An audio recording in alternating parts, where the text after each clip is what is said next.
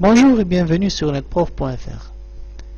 Dans la vidéo précédente, on a parlé des VLAN et on a vu que la notion de VLAN nous permet de segmenter le réseau en un ensemble de groupes de machines qui peuvent communiquer entre elles au sein du même groupe, mais pas de communication entre deux machines de groupes différentes. D'accord? Donc, essentiellement utilisé pour des raisons de sécurité, d'accord, et pour limiter la diffusion. Aujourd'hui, on va parler du trunking. On a besoin du trunking quand il s'agit de plusieurs switches qui utilisent la notion de VLAN. Donc, qu'est-ce qu'on a ici? On a deux switches, d'accord, connectés par une cascade classique sur le port C1 et C2, et on a VLAN A sur les 12 premiers ports, VLAN B sur les 12 autres premiers ports.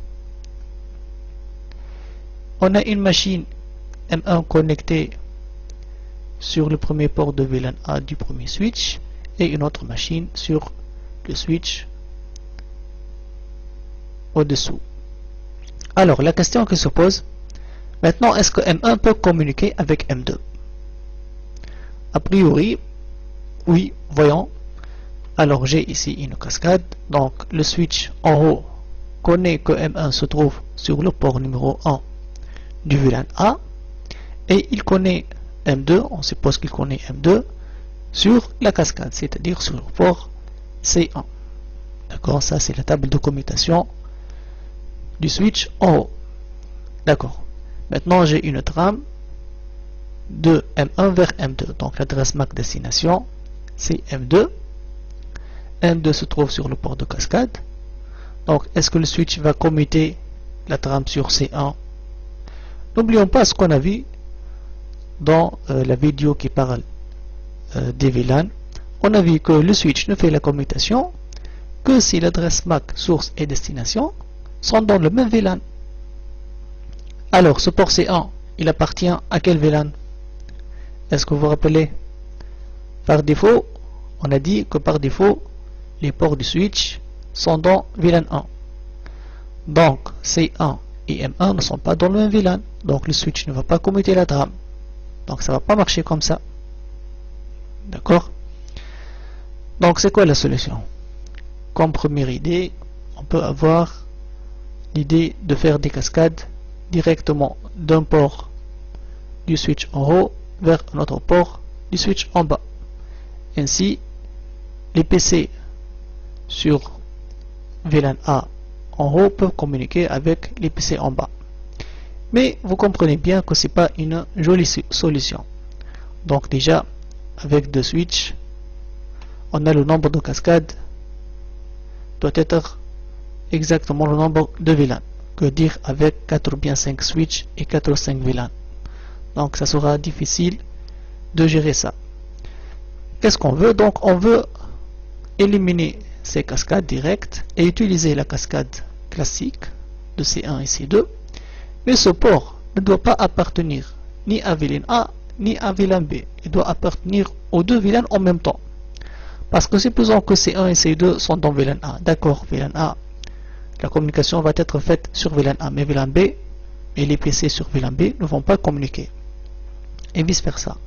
Donc on a besoin que cette cascade soit en même temps dans VLAN A et VLAN B pour que les PC ici puissent communiquer avec les autres machines en bas. De même pour VLAN B. Donc en conclusion, on a besoin de quelque chose qui ressemble à ça. Un port de cascade multicolore.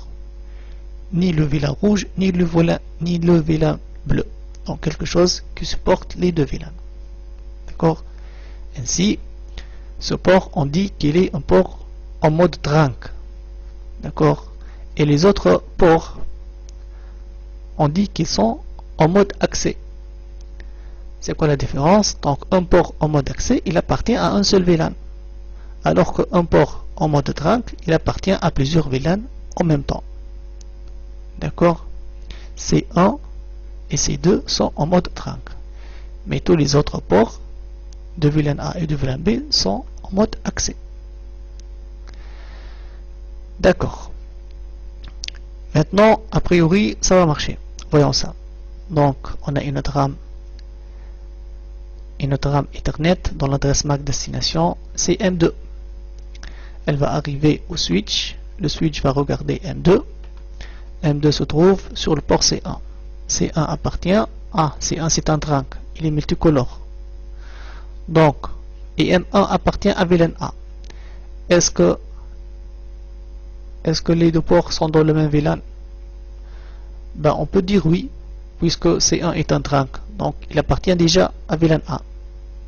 Donc, le switch peut commuter la trame et l'envoyer sur la cascade C1. Donc, la trame va sortir sur C1. Elle va arriver à C2. C2 va lire l'adresse MAC destination. L'adresse MAC destination, c'est M2. D'accord. M2, elle se trouve sur le port numéro 1, qui appartient à VLAN A. Mais l'adresse MAC source, elle appartient à quel VLAN? Pour lui, l'adresse MAC source, c'est M1. Donc, il sait lire ça. Mais M1, il appartient à un trunk. Donc, on n'est pas sûr que M1 vient du VLAN A ou bien du VLAN B. Si elle vient du VLAN A, donc c'est bon, il va le commuter, puisque M2 est déjà dans VLAN A.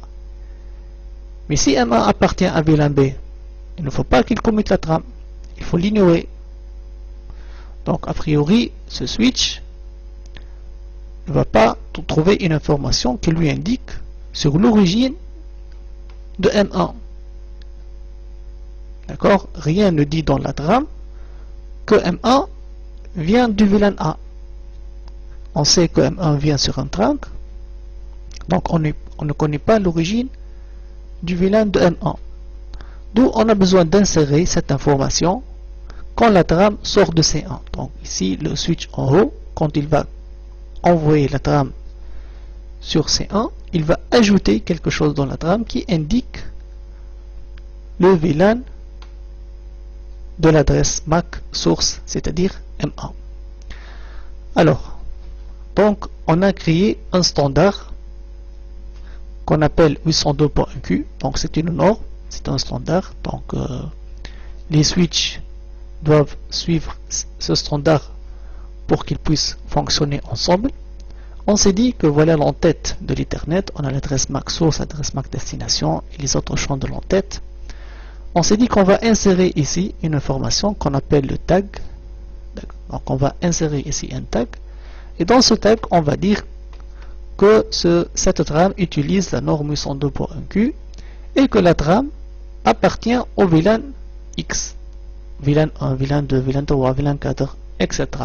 D'accord? Donc, ainsi, le switch en bas va connaître l'origine de la trame, c'est-à-dire M1, si il va savoir si M1 vient du VLAN A ou bien de VLAN B. Donc en utilisant et en analysant la valeur du tag, il va savoir l'origine de M1, ainsi il va décider s'il va commuter la trame ou bien l'ignorer. Mais attention à ne pas tomber dans la confusion qui dit que le tag est ajouté au niveau du port accès. Pas du tout. Le tag est ajouté au niveau du port de cascade. D'accord? Donc ici, quand M1 va générer la trame, elle ne va pas insérer le tag. Le tag est inséré seulement ici. Quand C1, quand le switch va envoyer la trame sur C1.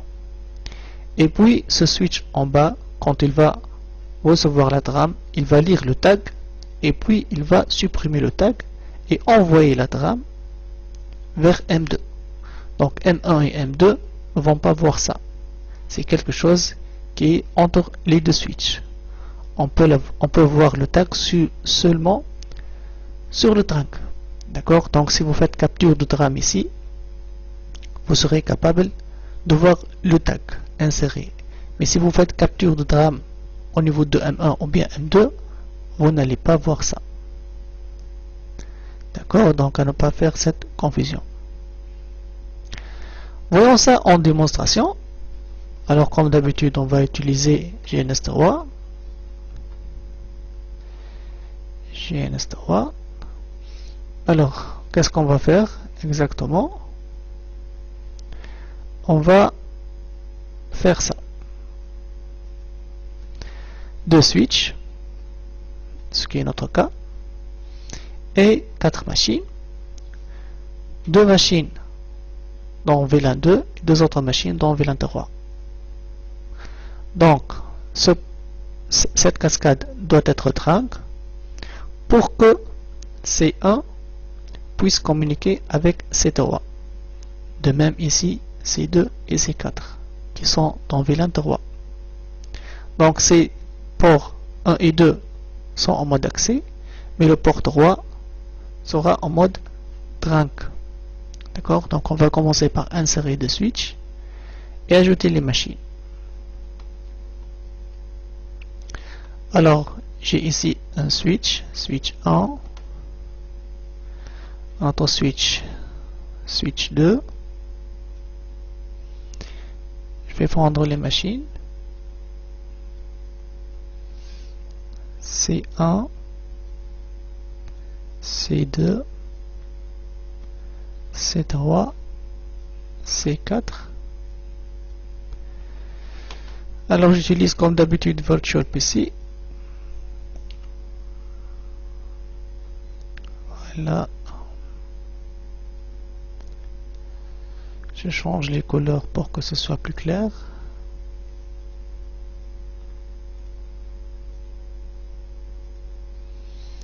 D'accord. Et je définis comme d'habitude les ports.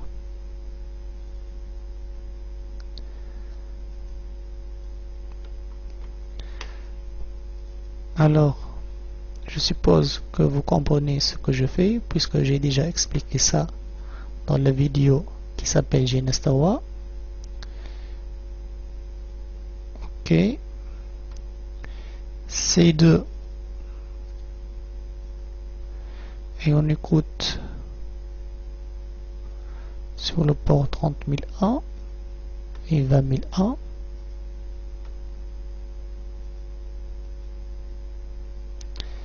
C3 et on écoute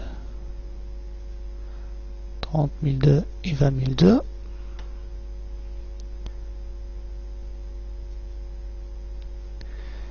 Et je termine par C4.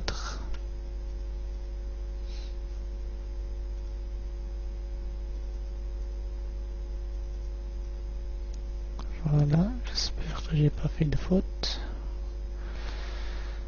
Alors, on va prendre des connexions Ethernet C1. On va aller sur le premier port du switch. D'accord. C2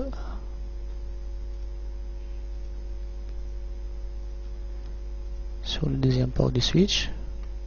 Voyons ça. Donc premier port sur C1, deuxième port sur C2. Je fais la même chose ici.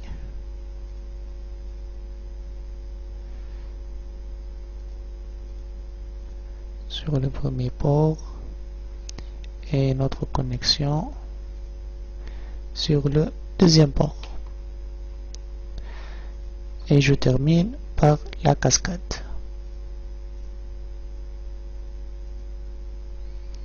Alors, je dois m'assurer que la cascade est sur le port 3, d'accord. De même pour switch 1. Donc, c'est le port 3 qui doit être en mode trunk. Maintenant, comme ça, toutes les machines sont en VLAN 1. Donc, il y a une communication normalement entre toutes les machines. Je vérifie ça. Je suis sur PC1, je fais ping 192.168.1.2, d'accord, point 3, point 4, ça marche. Alors, on a dit que le port 1 doit appartenir à VLAN 2. Donc on va faire ça au niveau du switch. Le port 1 doit appartenir à VLAN 2. il est en mode accès, mais le port 2 il appartient à VLAN 3, il est en mode accès. Par contre le port 3 qui est le port de cascade, il doit être en mode trunk en utilisant 802.1q. D'accord, appliquer. Ok, je fais la même chose pour le deuxième switch. Donc premier port il appartient à VLAN 2, il est en mode accès. Deuxième port il appartient à VLAN 3, il est en mode accès. Et pour le troisième port il est en mode trunk en utilisant 802.1q. Voilà, appliquer. Ok. Donc j'ai créé le trunk ici.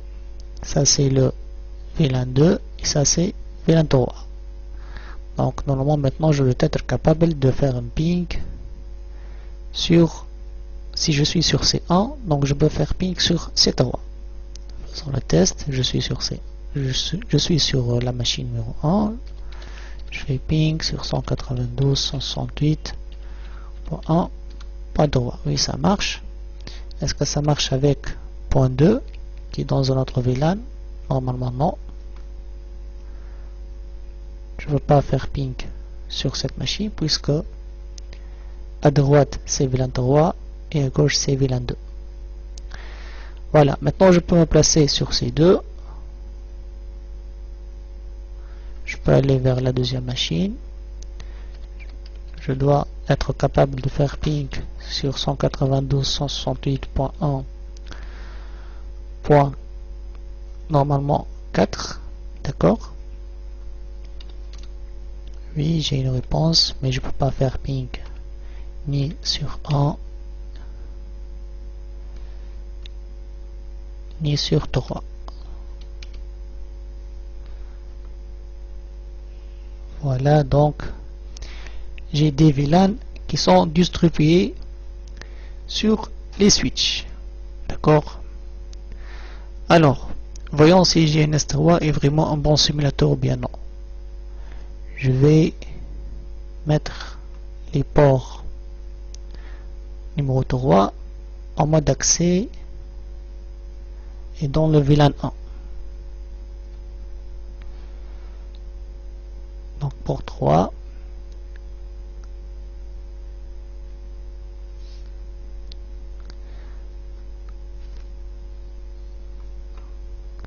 Comme s'il n'a pas accepté la commande. Est-ce que c'est possible de changer le port 3 en mode accès? D'accord, dans VLAN 1, donc pas de trunk. Ok. Je fais la même chose pour C1. Qu'est-ce qui se passe si je n'ai pas de trunk?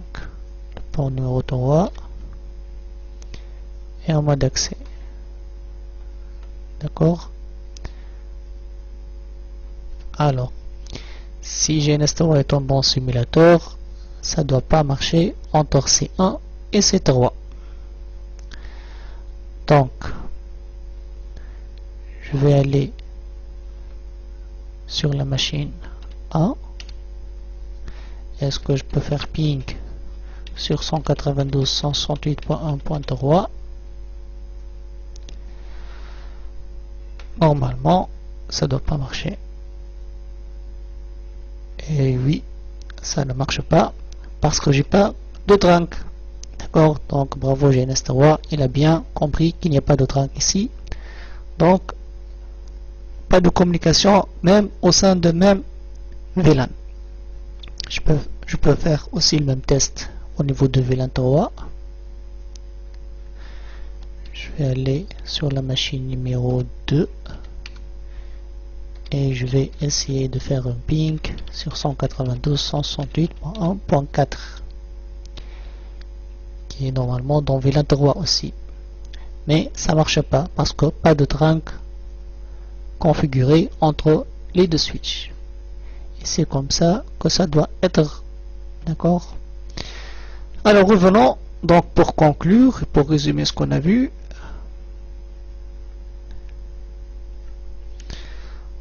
Donc le trunk, ça sert à quoi? Le trunk, on l'utilise quand on a des VLAN qui sont distribués sur plusieurs switches. D'accord? On a besoin de configurer les ports de cascade en tant que trunk. Ces ports de cascade doivent être en mode trunk, alors que les autres ports du switch seront en mode accès. D'accord? Et on a parlé du 102.1Q, qui est la norme utilisée pour ajouter ce qu'on a appelé un tag. On ajoute l'information au niveau de la trame, que cette trame appartient à un VLAN A ou bien un VLAN 2, VLAN 3, ainsi de suite, pour que le switch final ici, quand il va recevoir la trame, en consultant la table de commutation, il va pouvoir décider soit de commuter la trame, soit de l'ignorer. Voilà, juste une remarque avant de finir, c'est que bien sûr, quand vous achetez un switch, il vaut mieux s'assurer qu'il utilise la norme 102.1Q pour qu'il soit compatible avec les autres switches existants qui normalement utilisent cette norme. Je vous remercie pour votre attention. Merci et au revoir.